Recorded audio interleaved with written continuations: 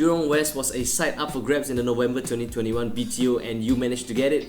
Congratulations! Now, depending on your queue number, it's time for you to pick a stack and of course a unit, which you can eventually call your home for the next few years. Made up of 2 and 3 bedrooms, Nanyang Opal has a total of 221 units. Not much honestly, it's quite a small BTO. Besides the really odd shape of the land parcel, there are really noticeable features around the site actually. You got a private housing enclave just past Jurong West 93, which means unblocked views. Temple Neighbourhood Centre and nursing homes are all located towards the north and may not be very desirable to stay nearby.